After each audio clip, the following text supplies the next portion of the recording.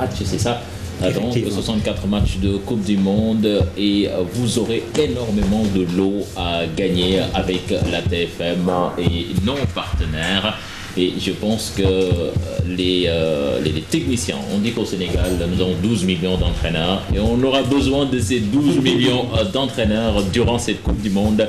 Vous aurez l'occasion de critiquer les matchs, les choix des coachs, de donner vos classements, tout cela, ce sera possible avec la Télé Futurs Médias. Donc c'est une manière, Charles, pour nous de faire participer les Sénégalais à cette Coupe du Monde, même si, il faut le rappeler, les Lions ont raté de très peu ce rendez-vous brésilien. Cheikh, ni nga ko waxee dañuy offrir ay loo yu bëri téléspectateurs yi te lenn rek moo leen kay may mooy woote participer ci débat bi maanaam dañ ko bëgg yaatal mu neex ci ñëpp même bu dee ni ma ko waxee avec beaucoup de regret Sénégal demu ci donc da ngeen di woote participer lan ngeen xalaat 88 628 22 22 88 628 04 05 question du jour dina am na tamit site internet 3wgfm.sn mun ngeen ko consulter am ci information yëpp mais surtout aussi di joxe seen xalaat ci page Facebook bi ñu leen ubbil muy TFM Sport. Collé bu ngeen demee sur Facebook dès que vous tapez vous avez accès à la page TFM Sport avec S donc et du coup ngeen mën a bokk ci jeu bi et di ngeen bon du ma ne sax jeu ndax mooy li ma wax participation la wax sa xalaat et puis au sortir de loolu nga mën ci gagner ay nombreux lots chaussures dàll donc mun ngeen ci am maillot et surtout maillot dédicacé de la Roja bi ce sont les champions du monde en titre ñu dem ba Espagne ànd ak Limamou Meng ak Centre Del Bosque jëlee leen ko fa ma zoomé ci benn signature par exemple bi bu Iniesta la donc ñu dem ba foofu jëlee leen ko fa mun ngeen woote wax seen xalaat et ci biir wax seen xalaat boobu gagné li nga xam ni moom mooy maillot yi ñu leen indil ci plateau bi Limamou mun nga wane it bi nga yore mais ni ma ko waxee bii moom xàmmee naa ko bu baax c'est l'un des meilleurs joueurs au monde Iniesta qui a paraphé juste ici alors vous pouvez l'avoir appelez-nous ci numéro yi ñu leen di afficher yi ñu leen di wax avec aussi notre partenaire Orange je pense qu'il faut les remercier ils ont tenu à nous accompagner pour cette compétition regardée par toute la planète Terre. Charles Faye. Ben, merci Der, il faut rappeler que nous sommes ici à Dakar, mais au Brésil, Mame Fatou Ndoye y est pour TFM, bien entendu Salou Gakou pour l'Observateur, Malal Diagne Junior qui va nous faire décoller avec ses envolées certainement pour RFM. Voilà tout ce beau monde à Dakar et au Brésil pour vous servir. Limamou nag doon ko xamante ne kenn dootu ko présenté ci football bi ne woon fii Espagne Atlético Madrid Real Madrid si je ne me trompe pas. Coupe du monde bi entrée bi balaa la ñu ñëwaat fii ci Espagne nga wax ñu tey sa xalaat premier match bi loo ko gisee. Bon, avant tout je vous remercie de m'avoir donné l'opportunité de participer sur ce plateau. Donc comme ni ko Abdoulaye Der ibbee rek donc ak regret la ñuy ibbee programme bi pour Sénégal ñu participer ci Coupe du monde. kooku c'est donc ni ma gisee Coupe du monde bi comme ni ko ñëpp gisee début la commencement bi comme ni ko Cheikh Tidiane Diaw waxee il y a 12 millions d'entraîneurs donc il faut ñu bëri participer ku nekk wax sa. Est-ce que j'ai Mame Fatou en ligne je pense que Mame Fatou cherche à nous joindre. Pourrais-je avoir Mame Fatou, c'est possible? Mame Fatou en ligne qui est en train. Bonsoir Papa Abdoulaye Der et à vous tous qui êtes sur le plateau de la TFM. Bonsoir amis téléspectateurs, nous sommes effectivement à quelques minutes du match d'ouverture qui va opposer le Brésil à la Croatie et devinez où je suis sur la plage de Copacabana. Nous sommes à Rio, au sud-est du Brésil et vous vous doutez bien qu'ici l'ambiance est à son paroxysme. Alors la plage se remplit petit à petit et pourquoi? Parce qu'ici ils ont mis en place la FIFA, donc voilà un camp donc pour que les téléspectateurs venus du monde entier puissent regarder cette Coupe du Monde. Ils attendent tout simplement 20 000 personnes ici sur cette plage de Copacabana. Alors, les divers horizons sont là. Il y a beaucoup de monde, que ce soit les Français, les Anglais, les Argentins, évidemment. Et en force, vous doutez bien que ce sont les Brésiliens qui sont là. Le Brésil, hyper confiant pour sa Coupe du Monde. Le Brésil qui doit recevoir donc la Croatie. Alors, Alors, on va s'avancer peut-être pour voir s'il n'y a pas des Frenchies derrière nous, pourquoi pas. Il y a des Français qui sont là. On va peut-être prendre un qui va venir parce que c'est plus simple de parler français que de parler portugais pour moi. Alors, monsieur, bonjour. Venez me rejoindre. Vous parlez français? On parle français. Vous venez d'où? De Paris. De Paris. Alors, comment vous vous sentez aujourd'hui? Bah écoutez, c'est une fête pour le sport. Il y a tous les pays qui sont là, qui sont réunis. Et vive le Brésil et vive la France. C'est campeão, c'est campeão. Les Brésiliens, ils sont forts, les Brésiliens. Vous vous doutez bien que pour la Coupe du Monde, le Brésil est favori. Mais qu'est-ce que vous pensez de votre équipe? Est-ce qu'elle va pouvoir quand même s'en sortir? Bah, on pense que le Brésil est effectivement favori. Mais la France peut aller loin dans cette compétition. On peut aller en finale, on va gagner. Et si on est là, c'est pour que la France gagne. On les a battus en 98, on va les battre encore cette année. C'est pas fini. Ok, bon séjour ici au Brésil. Merci. Voilà, donc mort, comme on le dit, hein, il y a donc 20 000 spectateurs qui sont attendus ici à Rio. Alors vous allez découvrir des images, bien sûr, que peut-être sur le plateau vous pourrez commenter. La sécurité est là, l'organisation est là, l'ambiance est là. Alors je vous retrouve certainement après donc ce premier match entre le Brésil et la Croatie. Et voilà, je vous rends l'antenne, à tout à l'heure. La plage, c'est bien, hein.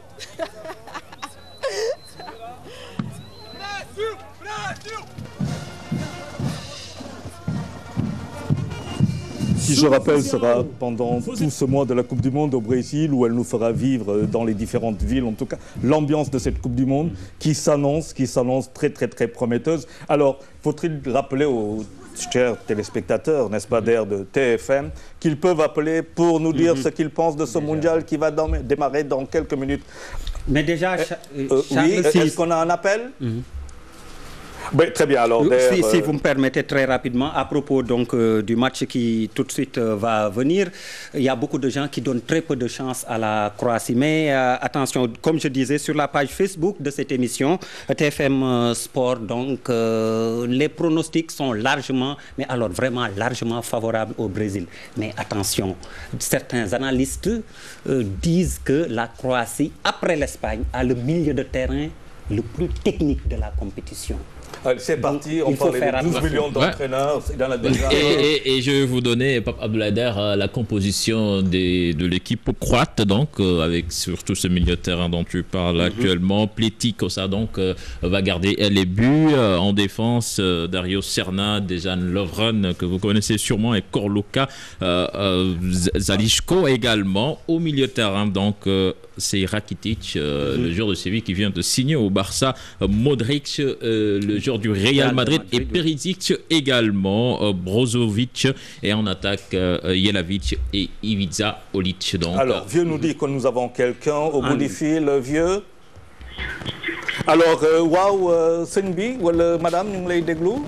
waaw naa la sëñ bi.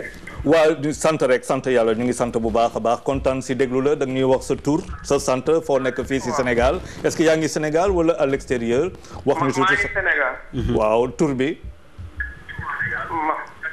maa ngi Sénégal waaw. waaw sëñ ba ñu waxee sa tur rek wax ñu sa xalaat si match bi. loo ko gisee sama xalaat si match bi moom. maanaam match Croatie Brésil bi nga wax. waaw match boobu la ñu wax. match Croatie Brésil. match Brésil bi nga xamante ne moom mooy commencer dans quelques minutes contre Croatie. match boobu Brésil mooy gagné 2-0. loolu foo ko teg. oui. fu ma ko teg maanaam seen style de jeu dafa bokkul. Brésil moo koy individué. yow noonu nga ko gisee. waaye yow est-ce que équipe bu Croatie bi xam nga joueurs yi fa nekk. exactement. man lu ko Modric rek laa fa xam bi nekk Real Madrid. waaw mais am na yeneen Modric ci équipe bi nag. donc moom xëy na pour bañ ko téye trop longtemps nañu wax turam parce que ni ñuy wax ñiy woote la ñuy mujj may loo yi. du jeu du dara. Pape Ndaw di wootee Touba. Pape Ndaw Touba d'accord noté nañ sa tour léegi. ak sa numéro de téléphone balaa ngay raccrocher da nga koy bàyyi régie ba bu ñu tànnee ki ñu koy jox rek incha allah dinañ ko woo et puis mu ñëw fii ci plateau bi ñu jox ko ñëpp gis ko. voilà. jërëjëf Pape Ndaw Pape Abdoulaye. non justement c'est à propos de ça avant ngay ñëw ci équipe bu Brésil bi je note que donc Kovacic bu Inter de Milan l'entraîneur a préféré le sacrifier c'est le meneur de jeu de l'Inter de Milan tegu ko. ça dénote aussi que dafay jouer la carte de la prudence ni ma la wax am nañ un milieu technique je pense que dina ko ñeme dugal d'entrée mais Brésil tamit mooy jouer à domicile du coup sacrifié na boy boobu 20 ans très talentueux au profit peut-être de la sécurité ou peut-être du round d'observation obligatoire dans cette grande compétition. Voilà balaa ñuy ñëw peut-être ci équipe Brésil Limamou est-ce que match bi tey match bu ouvert la wala loo gisee match bi c'est un match ouvert ou fermé? Bon, depuis mon point de vue moi je crois qu'il y aura beaucoup de surprises dans ce Coupe du Monde. Parce que li Ablaye doon waxtaan c'est vrai parce que il faut pas ñu jël 100% wala 200% ne Brésil day gagner Croatie kooku danger la parce que football dafa changer radicalement les 10 dernières années. léegi chaque bu njëkk avant des années 90 da ngay calculer ni kii tey bu dajee kii da koy gagné mais moment bi ñu toll nii dans le football ni mu évolué ku nekk mën nga gagné sa morom moo tax surprise maa ngi tiit benn surprise entre Croatie parce que li Cheikh Tidiane Diop wax c'est très important Modric rek nekkul Croatie. Alors il y a quelqu'un qui est au bout du fil monsieur ou madame wax ñu sa xalaat votre nom bien entendu sa xalaat si par rapport match bi. allo. waaw ñu ngi lay déglu bu baax sëñ bi. waaw wax sa tur ak foo nekk waaw tur bi sëñ bi s'il te plaît. Khadim Mbengue fooy wootee.